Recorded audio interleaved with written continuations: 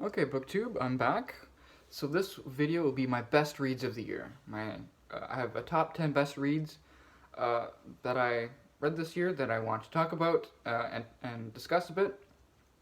And then I also want to discuss two honorable mentions that didn't quite make the list, but they were in the contention, but they just barely were left out. So I got 10 books. I don't have many of them here. And same disclaimer that I had for the last video. I don't have many of them here, but I'll put the stack right here. I just have a few that I have physically available. The rest are either in my e-reader, and I didn't want to, again, tap around looking for those, because it's kind of hard to switch from one book to the next on the e-reader very quickly for a video, and two, I also have a problem with showing covers on my e-reader, which you can check out my previous video on my problems with my Kobo. But then I also don't have some of the physical books with me here. They're on my other bookshelves. You know, the videos where I have three big bookshelves behind me. So that's just some preamble before I get right into my honorable mentions. So the first honorable mention is A Secret Garden by Frances Hodgson Burnett. And I don't have the ability to put a picture over me, but anyways, this is a fairly old, I think it was written in the early 20th century, children's classic about a young girl who grew up, I think in India to highly important British people during the time when Britain was still in India, in control of India, and when her parents both end up dying from illness, she is sent back to live with her this kind of mysterious uncle, and live at his large estate, and it's the story of her own personal transformation from a spoiled brat kid to a young, energetic, selfless child that enjoys exploring the natural world and enjoys company with other people and caring about other people and other things other than just her own self. And it's not just of her too, but then the people that she encounters along the way and the friends that she makes along the way, and she helps and transform them in certain ways too. And it's a very delightful book. I love reading old children's classics because there's always this sparkle of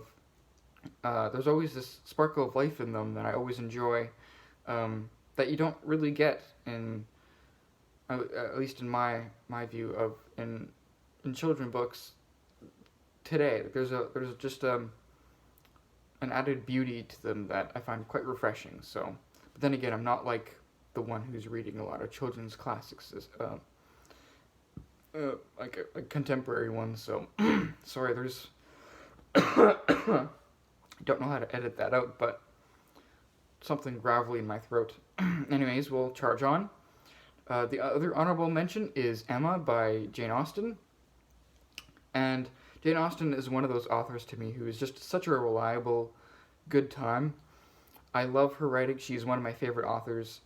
And even though I did not find Emma to be one of my favorite Jane Austen novels, even though I would actually consider this probably my least favorite Jane Austen novel, out of the four that I've read, this is the fourth one I've read. I've read Pride and Prejudice, Sense and Sensibility, Persuasion, and then now Emma. So Emma would be my least favorite out of those four, but still, because it's Jane Austen, because I love her writing, it still makes it onto the honorable mentions list, though it doesn't quite make it on my top 10 list. So that's Emma. I think the reason why it didn't make it on my list is because I think it lacks some of the sparkle that I find in some of her other works, and I'm wondering. But then again, so did Persuasion. So I'm not entirely sure why I would consider it my least favorite of hers, because Persuasion is such a blank spot in my mind. I do know the premise, and I remember like one of the great reveals near the end of like that. If you know the letter, you know the letter in Persuasion. some of you are swooning right now. Anyways, just remembering that letter. But anyways, um, it's a story of like of this 20-some girl with wit and charm who's living in high society, uh, taking care of her rather foolhardy father, who's kind of like who entered into senility, who's his second childhood, and it's her story of trying to set people up in relationships, but then uh, failing miserably, and then causing kind of suffering and chaos to some of the people around her that she cares for, but also like playing with other people's temperaments, and then in the end finding out that she's doing more harm than good, and it comes into crosshairs when she ends up falling for someone that uh, she really cares for, but she didn't really realize her feelings until the very end. It's very well, it's entertaining, and it's quite well written, because all Jane Austen is well written, but it it it lacked something that it lacked something to me that I didn't find like I love in Pride and Prejudice and Sense and Sensibility in particular. So I don't know. I'm not really pinpointing exactly why this didn't hit for me, but anyways, I still quite enjoyed it. Anyways, now we reach the top 10. The top 10 best books of 2024. Number 10 is going to be The Symposium by Plato. And this year I read all of Plato's major works that I could read, except for maybe one. Um, so I read The Last Days of Socrates, that Penguin edition. I read the Republic. I read The Laws. I read Gorgias, or Georgius, or however. I still struggled how to pronounce that. And then I read The Symposium, and then I think there's one more that I read. Timaeus, and then the accompanying unfinished Crito or Critus or whatever that accompanies that, where Atlantis is discussed in a touch more detail. But out of all these works by Plato that I read, only the Symposium actually sticks out to me as a good reading experience. I found a lot of Plato to be pedantic and kind of boring. I know a lot of people. I'm not one of those people who are super philosophically minded, where I'm going to read the Republic and just revel in whatever philosophic quandaries that Socrates tries to discuss. I wanted to discover Plato for myself, and I'm glad I did. But I can't say that I found him all that interesting, and but the Symposium is the one work that actually sticks out to me as actually entertaining, but also the most thought provoking in my mind, because I found a lot of Plato dated, unless you're very philosophically minded and you really like to dig deep into the weeds of argumentation. I found only the Symposium as actually interesting, in the sense that it's set up very differently, because usually most of the works are Socrates discussing with someone else, and then him just trying to bash them around with his own ideas and making them agree to things that they don't want to agree to. But the Symposium is different in that it's after some certain playwright won an award, and he invites all his friends over for a party at his place, including Socrates. And they're all lounging around, drinking a lot, but they decide that they're going to give their own ideas on love. What is love? Why is it important? And what is it exactly that love is? And so it's basically almost like an intellectual showing off of what your philosophical ideas on love are, which sounds kind of boring, but love is a lot more concrete and more interesting than, I don't know, than some of the other topics that Plato discusses in other works. And then so you have 4 or 5 different characters, I think, um, giving a couple of pages of a speech on their own ideas of love, and they all differ from one another, and they all reflect their own personalities. Like one is a doctor. You got Aristophanes, who's the playwright, um, who's like the comic playwright, and uh, his speech reflects that. And uh, then you have the very last person to go, which is Socrates, and he gives a much longer account on love. But in his account of love, he talks about uh, a woman who, or a priestess, who strongly influenced him in a lot of his views, and how she was educating him on love and what love actually is. And it gets kind of mystical, but it was far more interesting than anything else I've ever read from Plato. And the ending is also quite funny because you got Alcibiades, who's a famous character in Greek history, but you got a fictional Alcibiades stumbling in completely drunk into this symposium, and basically gives his own speech on how he's been trying to seduce Socrates, but Socrates, with his lofty principles, has evaded him, even though no matter how hard he's tried to seduce him.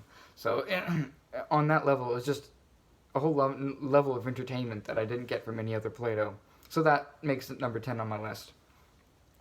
Number 9, The Sound of the Mountain by Yasunari Kawabata. This is a Japanese novel. It's a very short novel. I read the Modern Library, or not Modern Library, Penguin Modern Classic Edition. And when I first read it, I didn't know what to make of it. And it's short, quick read. It's a story of an older man in Japanese society. I think it was written in 50s or 60s, and it's a post World War II Japan. So you still got the ringing effects of not only of the war but also of the atomic bombs in the background, and the cultural impacts of those, and about being on the losing side of the war.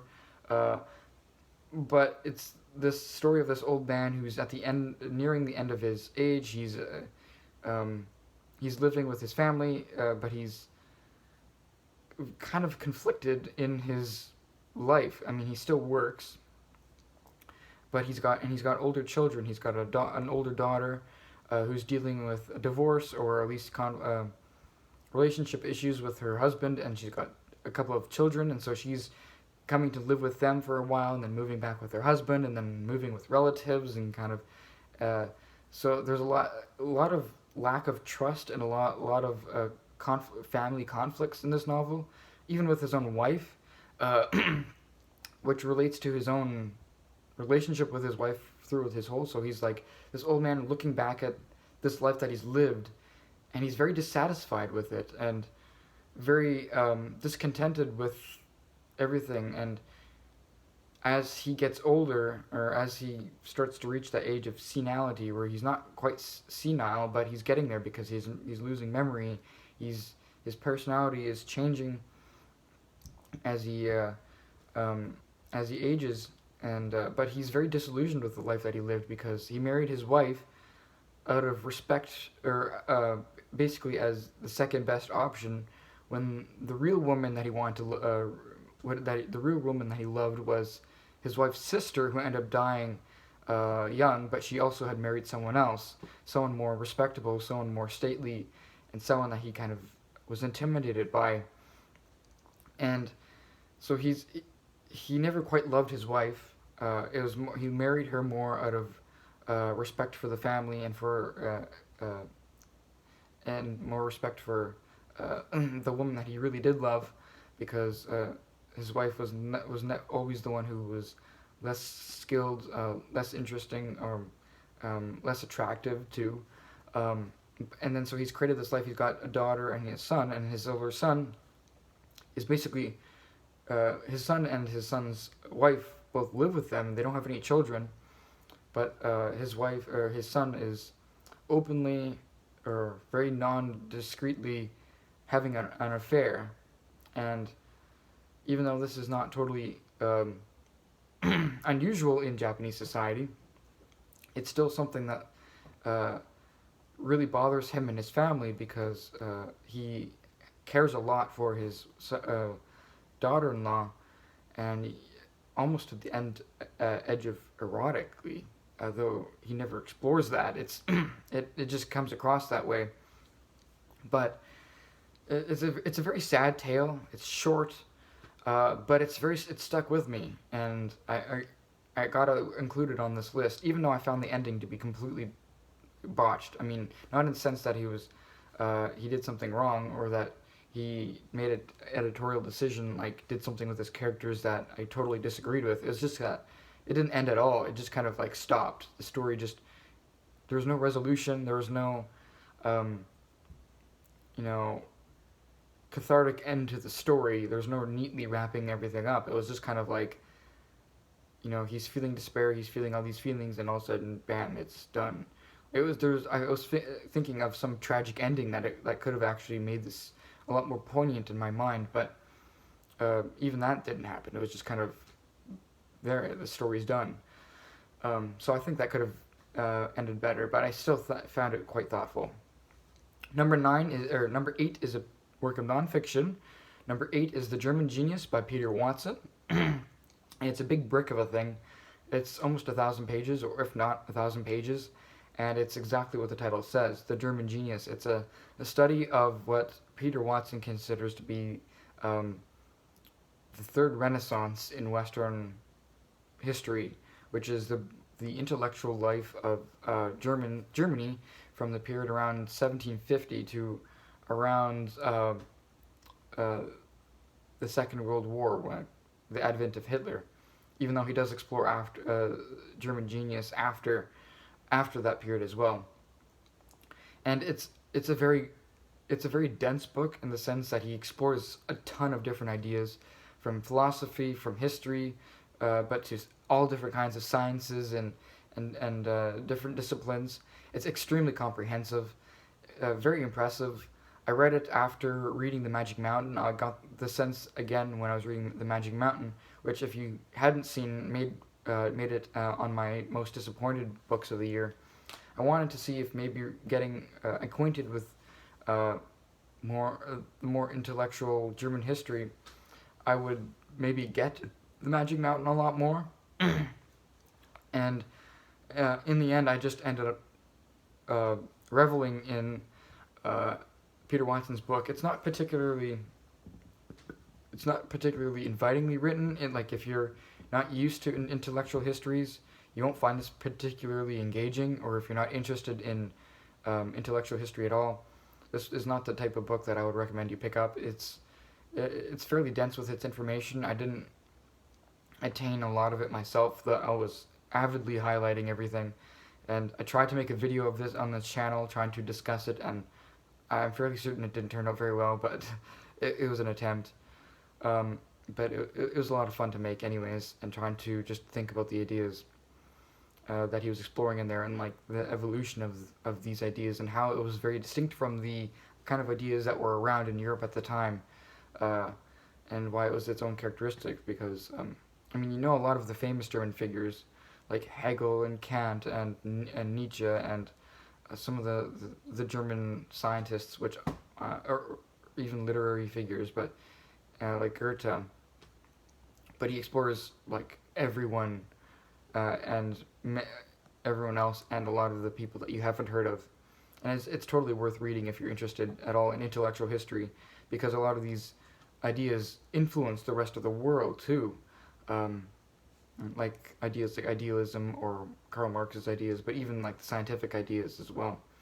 So, well worth checking that out if you're interested in that kind of thing. Number 7 is actually 3 books, but I include them all in one because it kind of makes sense. It's part of a trilogy. It's His Dark Materials by Philip Pullman. Sorry, I don't know if you can hear that, but my throat is completely losing its voice. I'll see if I can make it to the end of this video. It's His Dark Materials trilogy by Philip Pullman, and this is basically his YA or children's book fantasy series in response to C.S. Lewis's very religious Narnia series. I've read Narnia series twice already, and I've quite enjoyed them. And but when I read his dark materials, I was kind of expecting like an atheistic opposite, which is kind of what it is. But it's so much more than that. And number one for me is that how entertainingly readable this series is. I read the first book, which is The Golden Compass, and I I adored it. It was so much fun. Not just in the sense of I couldn't put down the book. I was reading it so fast. But I had no intention of reading the entire trilogy. I just was going to read The Golden Compass and then kind of see what I thought, and just move on to something else and maybe come back to it later in the year if I ended up really liking it. But when I was thinking about what I was going to read next, I just kind of thought like I want to be back in that world again. I want to read more because it was so invitingly written. And it kind of left kind of on a cliffhanger. Well, it did leave. It left on a cliffhanger, but not one strong enough that it makes you immediately want to pick up the rest of the series, because the first book can be read self-contained almost, because the next two books kind of branch out into these different worlds that are different from the original world. And the story of the Golden Compass is the story, I think it's of Lucy. Um, I read this at the very beginning of the year, so if I don't remember names, that's the reason why. But it's Lucy, and they're basically in this 1920s world. So you have everything 1920s, but with science fiction or fantasy elements to it, which includes them having this character called this demon, which is part of their personality, but in animal form, which is like near them all the time. Everyone can see it, people can touch it, but it's it's like a tangible part of you, but distinct. Like it's hard to explain. So it's like, for example, what explains most my personality? Or okay, I'll give an example of the servants. The servants, they all have dogs as their demon, because they're docile, they're energetically wanting to please you. That's the servant. A servant will have a dog demon. But when you're a kid, your demon can shift into any kind of animal it wants to, and then once you mature into an adult and you come of age, then your demon concretes into one animal form, and that animal form will basically tells you what position of, or basically tells you a lot about yourself. But your demon talks. Like they can, no matter what animal it is, you can talk to you. You can talk to it. But your demon cannot leave you. Like there's a certain radius around you where they cannot leave, or else it's like cutting off a physical organ. And so there's like this spiritual bond to this demon. And demon is spelled differently, not the Demon. It's spelled like Deaimon or something like that, something along that line. Taking off a lot of from what Plato, like Socrates says, where he listened to his demon, the voice of his demon, like his inner self. And it's basically the inner manifestation of your soul, kind of what I think what Pullman was going for that. Anyways, it's a very interesting concept, and I thought it worked quite well. And but the whole story is moving into the other worlds, where we move. The second book is the subtle knife, and you get another main character is introduced. Um, and then in the third book, where you kind of get the whole climax of the whole series, it's basically this one big fight against this ancient church, because the church is like this overpowering figure, and even God, though God becomes a very tangible character in this book, which is doesn't reflect any kind of religious God that people worship these days. More just like a, I don't know, it's kind of hard to explain, but yeah, more like a physical figure that I don't know. It's hard to explain, especially since it's been such a while where he explored this concept. But I found the series to be mystical in its own way. Like he glorifies nature and like the quantum realm to startlingly mystical way or spiritual way, and then like the spiritual way between you and your demon. So I would say it's not an atheistic response so much as it's got its own religious way of pushing a view of reality, though I found it very readable all the way out, and I couldn't stop reading it. So it makes it onto my list, even though I found the ending of the third book to be somewhat disappointing and somewhat predictable. A characteristic of YA fiction that I guess is normal if you read a lot of YA, but I didn't find it very compelling. But the whole book itself is very readable, so I strongly recommend that if you're looking for a read that you just won't be able to put down. Number 6 is a book that I actually do have. And number 6 on my is nonfiction, and it's The Cave in the Light by Arthur Herman. And this is basically the last book that I read in 2025, which is why this video is going on so late. A lot of people I know have been making these videos ever since Christmas or even before Christmas, but I was thinking, like, I've still got time to read another book. So I read this one, though it's fairly long. It's almost 600 pages, and the print is fairly small. But the thing is, it's The Cave in the Light, Plato versus Aristotle in the struggle for the Western soul, or the soul of Western civilization. So, and then that's exactly what this is. It's an intellectual history through the ideas of Plato and Aristotle. And I found that, I was afraid that would be gimmicky, that he'd be very superficial in drawing these comparisons, but not only did I not find that to be the case, but I also found it to be very engagingly written, which is surprising to me, because I was not going to this necessarily to be or not going to books like this. I don't usually go to books like this, or going to this book specifically, to find entertaining writing, because philosophy is usually where good writing goes to die. So as I mentioned in my last video with my exploration of Aristotle. But anyways, The Cave in the Light was very well written. It was he starts off with these personal scenes that kind of set the stage for the chapter ahead of him that explores a certain aspect of history in which he wants to show how these ideas of Plato and Aristotle kind of dance on the stage. And I ended up finding this book so entertaining, and I wanted, that I made a whole chart here. So this side here is all the ideas of Plato that he says he attributes to Plato, and he says and he explores throughout the book. And then these are all the ideas of Aristotle. So Plato. Let's see. The primacy of reason for order, God as source of all perfection, the individual soul as the bridge between being and becoming, the eternal and change, the forms in the physical world, knowledge as abstract from reality, the world of forms, Socratic method, the dialectic, heavenly afterlife.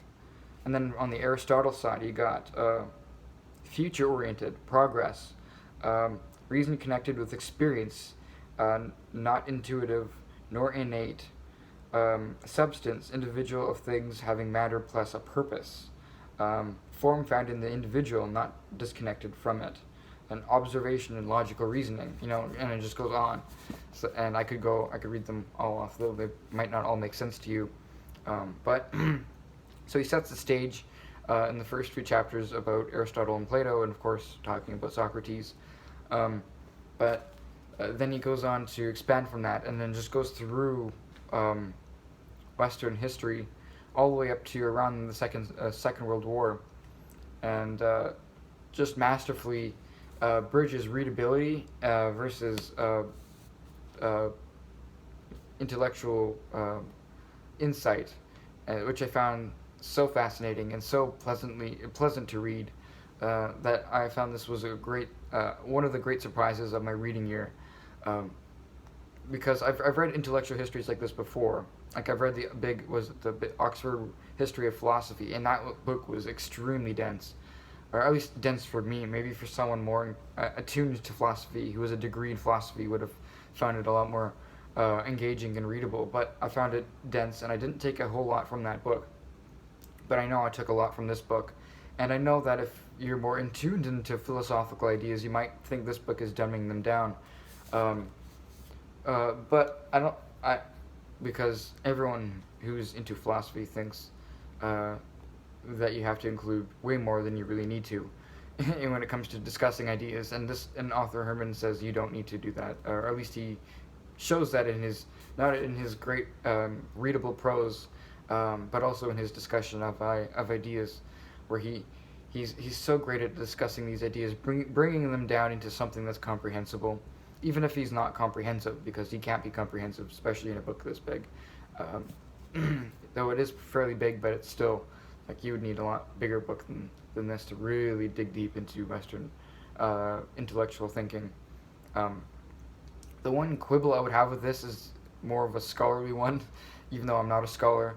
But I love digging through bibliographies and notes and stuff, and a lot of the books that he relies on in his notes that he actually ends up citing when he's going through, a lot of these books are fairly old. This book was published in 2015, but most of the books he actually quotes in here, or at least that he takes his ideas from, are from either from the 1980s and older. So 1980s, 70s, 60s, and then like going back. Only a few books seem to be actually any newer than that. So it seems like a lot of his sources are older sources, but that's just a minor quibble on my part, because I know that I could go through his bibliography and probably come up with a bibliography, an updated one, on these ideas that he could have cited and referred to more frequently. But that's only a minor quibble that is very personal to me. If you're wanting to read some introductory philosophy, or just engaging, thrilling read of the ideas of that throughout history, I would strongly recommend you pick up this book, because I couldn't get enough of this book. You will not feel like you're left behind. You'll not feel like you're dumb for not getting ideas, or he doesn't make you feel dumb if you don't get them. So it's wonderful to read, and it was one of the pleasant surprises of the year. I'm already at 32 minutes and I'm not even in my top 5. Anyways, we reached the top 5, and at 32 minutes, well, we're just going to keep on going. See how long my voice lasts. At number 5, we have The Book Thief by Markus Zusak. And again, this is another YA book. And this one I read because some of my students during one of my practicums on teaching, they were going to be reading this book. So I knew that I had this book on my e-reader already, so I was like, why not just pick it up now? It's a book that I've been interested in for a while.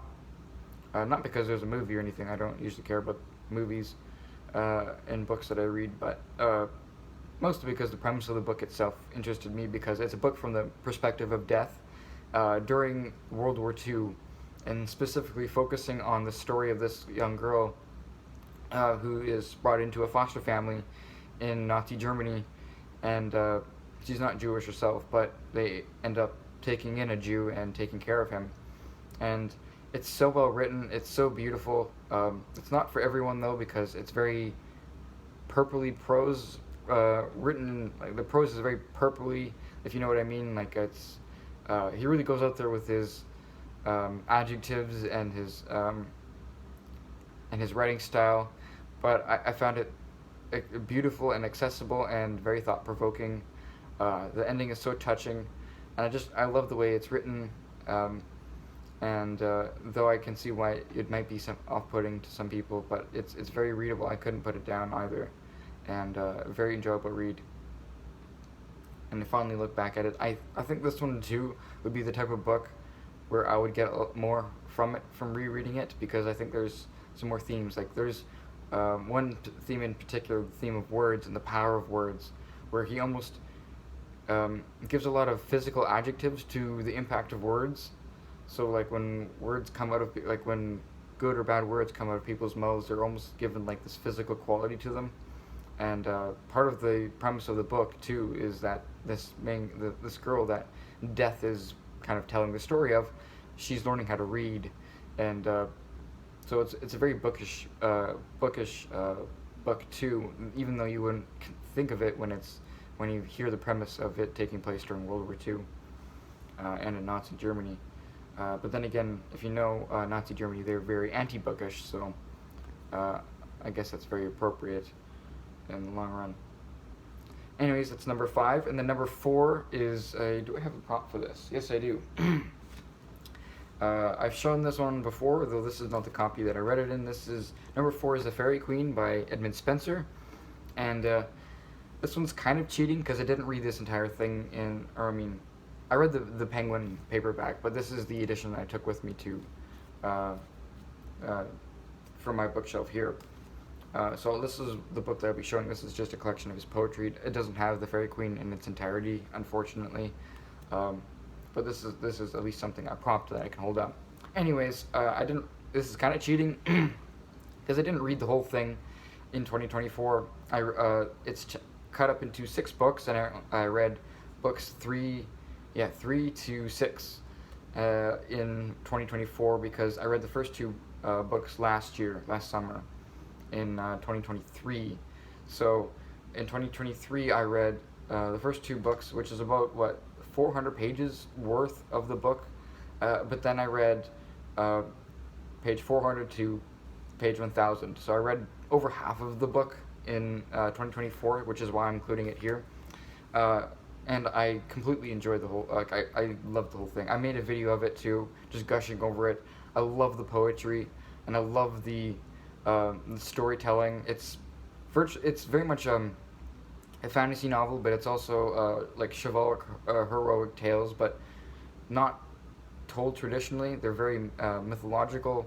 They're also very moral, which I personally very much enjoyed. I know a lot of people don't like the idea of morality and like pushing morality in literature, but I think it was so well done, and he was so open with it, but yet in an educative sort of way that I found it very refreshing. Instead of trying to like beat you over the head with obvious symbolism, though there is obvious symbolism, but it's not beating you over the head with it. It's more that it fits within the structure of his chivalric tales, and then he also subverts them in interesting ways too.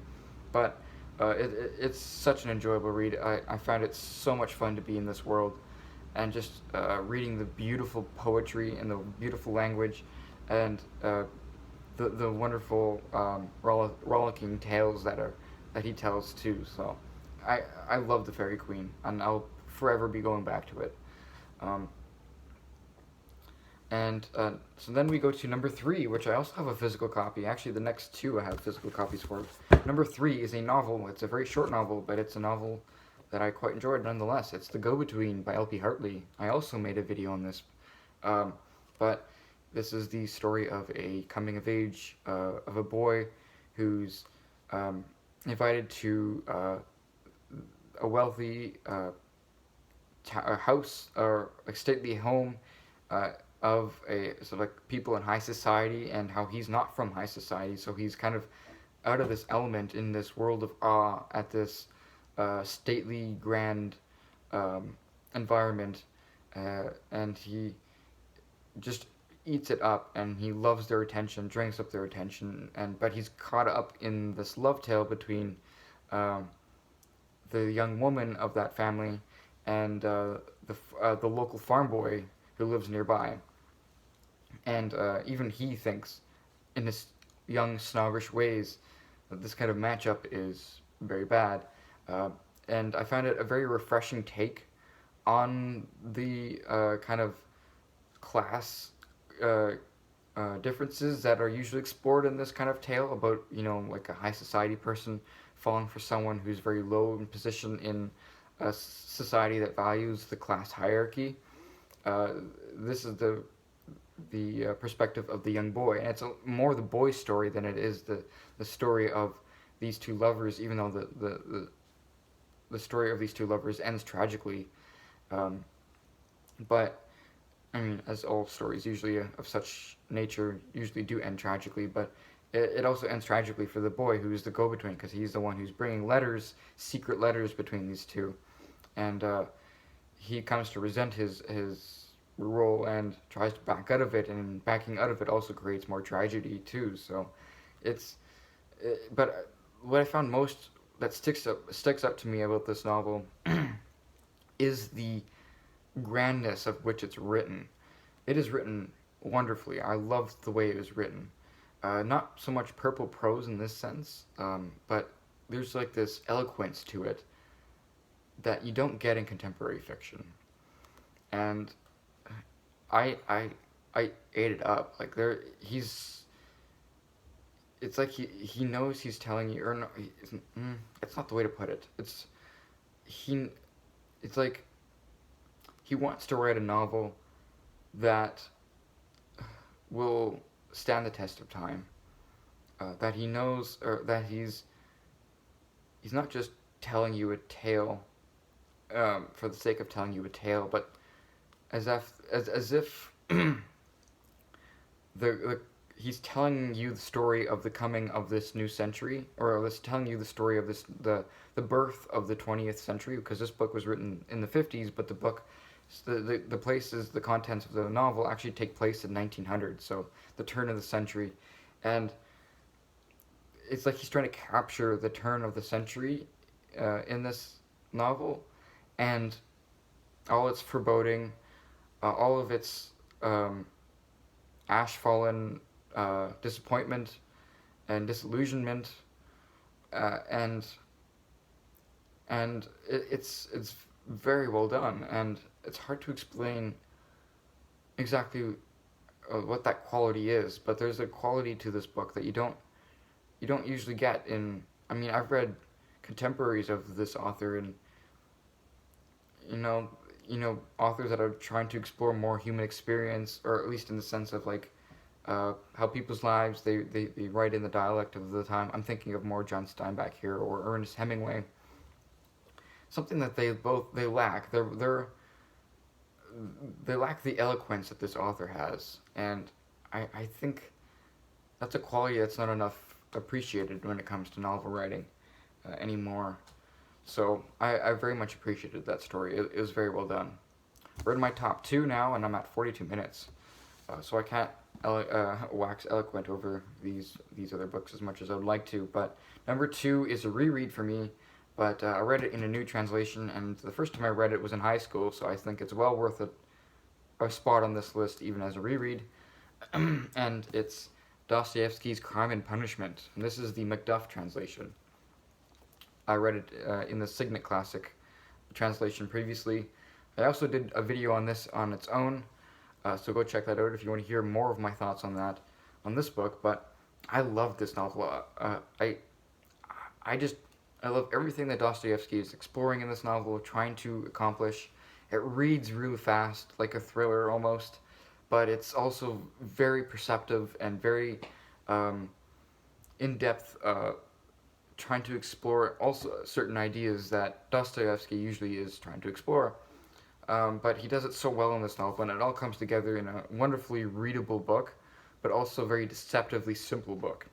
So it is simple in its plot, where it's the story of a seedy ex-student, a student who's dropped out of university. He's very poor, he's very depressed, but he's very arrogant, and he's very stuck up with his own ideas. And it leads him to, in the first 100 pages of the novel, to end up killing out of these ideas. And the whole rest of the book is him exploring why he murdered the woman, or the old lady, and what is he going to do about it, and the outcomes of why this murder impacts him so much, despite him not wanting it to. And he takes Dostoevsky. Don't want to say he makes Raskolnikov a likable figure, so much as a sympathetic one. He makes him very sympathetic in the sense that you feel the difference between him, how he acts and how he wants to be. And even though the person he wants to be is not a very laudable figure, not a very respectable figure, he wants to be someone great, and someone who people see in awe. But his actions make him a figure that people admire, even despite themselves. And even though he's trying to fight against this, it's like his emotional self is at variance with his intellectual self, and that tension explored not just between him, or not just in himself, but between the religious characters and his family characters and his friends make this a wonderful novel, and extremely bleak, extremely dark, or not extremely. It's extremely dark, but I guess not compared to some novels today. But for the time, it's extremely dark, and I'll still consider it like it's depressing. But it's also beautiful, and it's it's wonderful in its themes, and the beauty in the dark and the seedy and in the very common people it's wonderful. Very stark contrast to say a Russian novel like Anna Karenina, where you're uh, in the high societies, in the ballrooms, and dealing with scandal and whatnot. Here it's you're dealing with the lowest of the low, and seeing the conflicts and the social influences that lead them to do the things that they do, and uh, what happens to them and what pushes them over the edge. And I think it's just wonderful. So, and the number one book of the year, drum roll please. Um, Number one is nonfiction, and it's a book I recently finished, and it took me a while to read, even though it's very short. And it's Zero at the Bone by Christian Wiman. I did not do a video on this specifically, but I did talk about it a lot in my last reading update video, and that's where I gave a lot of my glowing thoughts, and I gushed over this nonfiction book. And it's basically a 200-page book on. I read it on my e-reader, so I can't show it to you now, I guess. Yeah, my e-reader is out of reach, so I can't show it to you. And besides, I can't show you the cover anyways, with the way my e-reader is acting out on me. But Zero at the Bone, it's this collection of the subtitle says a 50 entries against despair, and it's exactly that. It's this author who's slowly dying of cancer, who's still alive, but he's been dying of cancer for a while, so he's going to chemo and that kind of thing, and but he's a poet, and he's a poet and a writer and a deep thinker, and and it took him a long time to write this short book, but it's basically 50 different entries. Some of them explore similar themes. Some of them are very different from one of another. Some are just simple poems, because he's a poet. So of course he's going to include some of his own poetry, and then some entries are just analyses of poems that mean a lot to him.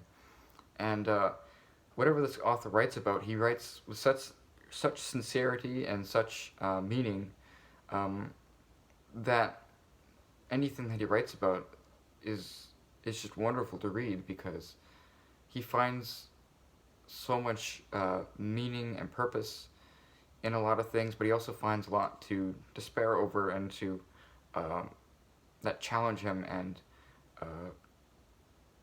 especially like since he's had a rough upbringing. He's had a rough upbringing. He didn't come from an intellectual family. He's sort of like the outlier of his family, because a lot of his family ended up drug addicts, and I believe he had his own time with that as well. But then at a certain point of his life, he became religious, and he got married, and he has kids, and so he has entries about his children as well. And it's him looking at the circumstances of his life, and but also him thinking about his own reading and his writing and his poetry and the poetry that he loves, and the poetry that gives him meaning, and the kind of talking himself out of despair, as the subtitle says, because he's had to long become acquainted with his own mortality. And even though that isn't a theme that he drives home in the novel, like he's not, always reminding you that, he's going to die someday. In fact, about halfway through the novel, I completely forgot about it until he mentioned going through his experience of going through chemotherapy. So it's a beautiful book. It's wonderfully written. I was highlighting passages all throughout the book, and I couldn't get enough of it. But the reason why it took me so long to read this book is because I was going through it very slowly, and I loved going through it slowly, because not so much to say that, if you won't get very much out of it if you read it all within one day, which you could easily do, but I just, because it's 50 entries, so you can just read an entry here or there. It's like a collection of short stories where you can just read a short story, and peck away at it, and you don't have to read through the whole thing front and back. And so I found a lot of joy just sitting down and reading 1 or 2 entries a day, and just being with the author, because the author is so very present, and the author is someone that you would want to be with and to talk with, because he's, at some points he's talking about his religion, and he's quite religious, but not in the fundamental sense, like a fundamentalist. He's very personal in his religion, and it's very interesting hearing him talk about religion and hearing him talk about poetry, and just finding a lot of comfort in a lot of these weird, strange ideas, and hearing him reading his own poetry, and even though I'm not the biggest fan of contemporary poetry, I still found it thought-provoking, and I just, it's a uncategorizable book, because it's like part memoir, part literary, in the sense like literary criticism, and but in the end it's just a beautiful manifestation of life, and that's what he says in his short introduction, which he calls 0 instead of, because he numbers them 1 to 50. So at the very beginning, where he says like it's very irregular in his reflections, and it's, he just how he considers it like life. So 0 to Bone, hands down, is the favorite book of the year for me, and I strongly recommend that. If any of the themes that I tried to discuss about this book interest you, I strongly recommend that you pick it up. It's not hard to read at all, but it's a beautiful, beautiful book. So that's number 1 for me. That's number 1 on my list.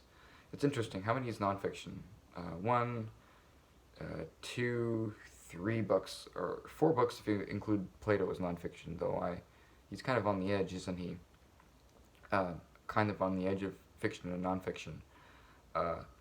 But anyways, the next video I'll do will be a tag video, or I don't know, just a video discussing my reading of the year. Hopefully it won't be as long as this, but I hope you enjoyed that, and have a good Happy New Year. So that's it for me.